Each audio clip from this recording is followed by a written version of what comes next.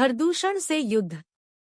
पंचवटी पहुंचकर लक्ष्मण ने गोदावरी नदी के किनारे बड़ी सुंदर कुटी बना ली। सीता जी को वह कुटी बड़ी अच्छी लगी।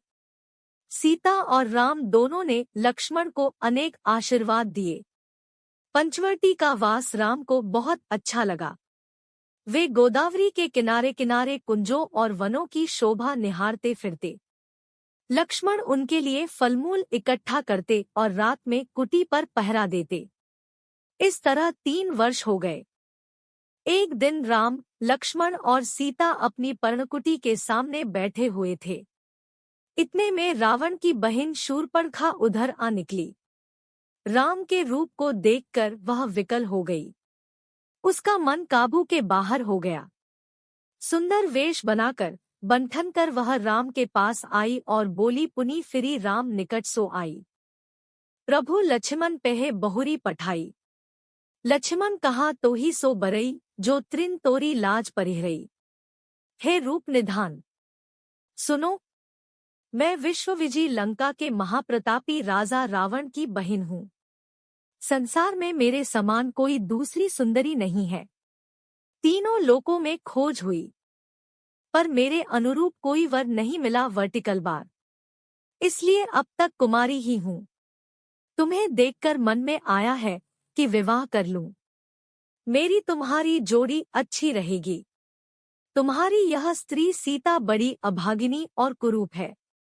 इसे छोड़ो और मेरे साथ रहकर महलों में भोग विलास करो। राम को उसकी निर्लज्जता बहुत बुरी लगी, परंतु वे हंसकर बोले, देवी तुम लक्ष्मण के पास क्यों नहीं जाती? अभी उसके साथ कोई स्त्री नहीं है और सुंदर भी है। तब वह लक्ष्मण के पास गई। लक्ष्मण ने कहा, मैं सेवक हूँ। मेरी स्त्री होने पर तुम्हें दासी बनकर रहना पड़ेगा। राम के ही पास जाओ, वे राजा है। शूर्पणखा फिर राम के पास पहुंची और राम ने उसे फिर लक्ष्मण के पास लौटा दिया। इस प्रकार जब वह कई बार आई गई तब खिसिया गई और सीता की ओर मुंह फाड़कर दौड़ी। राम का संकेत पाकर लक्ष्मण ने उसके नाक कान काट लिए। वह जिधर से आई थी उधर ही रोती चिल्लाती भाग गई। रोती चिल्लाती शूर्पणखा अपने भाई खर और दूषण के पास गई। वे रावण के सौतेले भाई थे और उसी के आदेश से जनस्थान में सेनास्थित रहते थे। त्रिशिरा उनका सेनापति था। बहन की दुर्दशा देखकर खर ने शूर्पणखा से सारा हाल मालूम किया और अपने सैनिकों की एक टोली राम को मारने के लिए शूर्पणखा के साथ भेज दी। राम ने बात ही बात में सब राक्षसों को मार डाला। शूर्पणखा फिर खर के बलपौरुष को धिक्कारने लगी।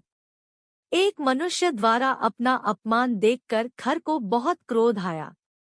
अपनी समस्त सेना लेकर उसने राम पर चढ़ाई कर दी।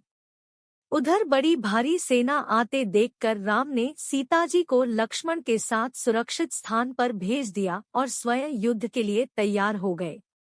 राक्षसी सेना ने पंचवटी को चारों ओर से घेर लिया। राम ने देखते देखते हजारों राक्षसों को मार डाला।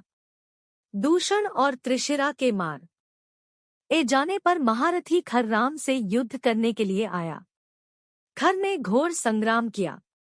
एक बार तो उसने राम का कवच ही काट डाला और उनको लहूलुहान कर दिया। राम ने क्रोधित होकर उसके सारथी और घोड़ों को मार डाला और रथ को चूर चूर कर दिया। तब खर गदा लेकर घोर संग्राम करने लगा।